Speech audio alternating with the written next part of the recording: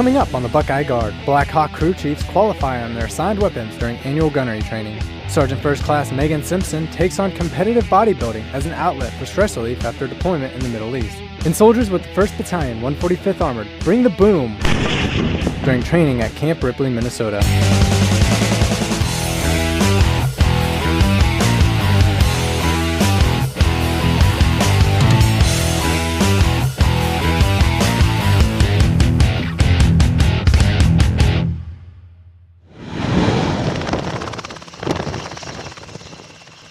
I crew chief on a UH-60 Blackhawk, and the weapon system that is employed on that is a 240 Hotel, which is a 7.62 caliber machine gun. As a crew chief, I am one of the major components that makes this aircraft work.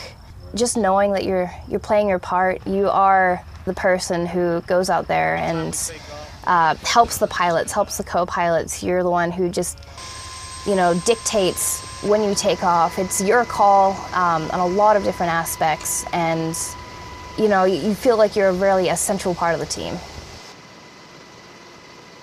We use the 240 Hotel. It's a little bit different than the normal 240 Bravo. The biggest change you're going to have is spade grip that we use in the aircraft in order to engage from the aircraft easier. You are basically one of the major cogs in the machine. That the raw power of that 240 is just like absolutely wonderful. You feel limitless. Well, gunnery, it's very unique. It's probably one of the coolest things that we do. Actually, it is the coolest thing we do. And while it is dangerous, seeing people's faces light up, it's pretty cool to shoot a gun. And then you put one on a helicopter, and you see a lot of guys get excited, a lot of gals get excited, and you can see the morale it goes through the roof. A memorial to the nearly 3,000 innocent lives lost during the 9/11 attacks is now open at the Ohio Air National Guard's 180th Fighter Wing near Toledo. We all kind of remember where we were, exactly what we were doing that morning. The Northwest Ohio 9/11 Memorial was a community project and includes artifacts from each of the crash sites.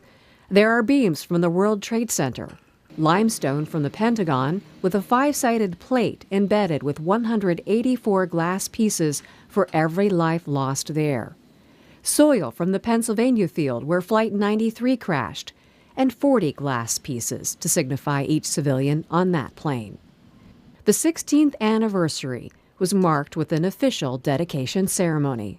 What was kind of really amazing to me as the commander was watch this unit go from a day like today, where we were just having meetings, a normal what we call a technician day, where the full-timers are pretty much out here. We had a few guardsmen out here that day, but it wasn't a drill weekend, so it was mainly our full-time force of 300 and some people out here at work. Just came to work to do a normal day, and within several hours we managed to transition this unit into a wartime air combat alert unit with airplanes stationed for alert. The memorial is encompassed by a clock face with podiums that will mark the time of each significant event.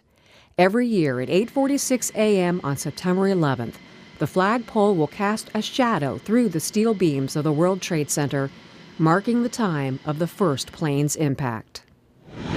This September, service members of the Ohio National Guard participated in pregame ceremonies at Ohio Stadium for the Ohio State versus Army football game. This is an amazing experience. First time I got to be on the field for a Buckeye game, first time doing a flag holding ceremony. It was really an honor, a lot of support, a lot of the people around us thanking us for our service. It's just been a really good experience, and I can't praise OSU enough and the Army for giving us the opportunity to come here and represent for the Army-OSU game. One of the most exhilarating things I've ever experienced. The amount of pride that you felt when you got to hold the flag, and then when we were coming off the field, the crowd was just chanting USA, USA, and it just made you feel you couldn't stop smiling, basically. Sergeant John Stiller, Ohio National Guard member and Purple Heart recipient, had the honor of carrying the flag and leading the Ohio State Buckeyes onto the field. My first time coming to the stadium. This is my wife's first time. I'm getting the full experience today. Many Ohio service members suffered dual allegiances during the game. I am a huge Ohio State fan. My family are huge Ohio State fans. So for me to come representing the Army, which they're playing Army, I kind of feel on the fence, but in uniform, I'm going Army. Even though Ohio State took the day, all the participants enjoyed their day at Ohio Stadium.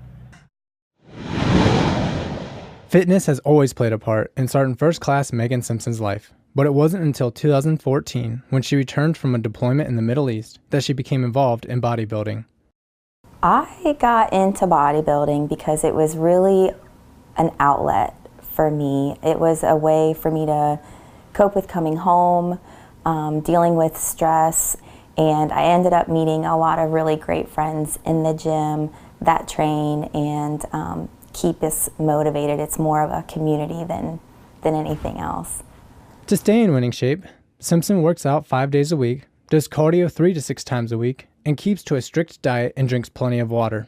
On the other hand, on the military side of things, it helps me stay up on my PT. It helps me get through those PT tests and just keeps me on track for where I need to be as a professional. Her office at the Headquarters and Headquarters Company, 216th Engineer Battalion, is decorated with the trophies she has earned.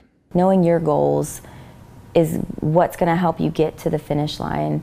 You can't do something because somebody said it was a good idea. You can't do something because it worked out for that person. You have to do something because it's something you deep down in your heart have passion about and you want to do it. And honestly, just don't give up. Regardless of how long it's going to take you, just the journey in itself is where you learn your lessons. And that's the fun part, you know, being able to struggle through the journey and learn those life lessons and be able to show it all off at the end of the day. It's worth $1 million. Tank crews with the 1st Battalion 145th Armored Regiment are put to the test during tank gunnery training in Camp Ripley, Minnesota. Each Abrams tank is comprised of a 4-man team: driver, loader, gunner, and tank commander. Together, they utilize teamwork and communication skills to engage tank, truck, and troop targets at ranges over a mile. Crews are trained to be proficient at identifying and engaging a single target within 30 seconds and multiple targets within a minute. Every 7 seconds, the crew is capable of firing a 120mm anti-tank round that travels a mile per second. To see more about the Ohio National Guard, go to ong.ohio.gov or follow us on Facebook and Twitter.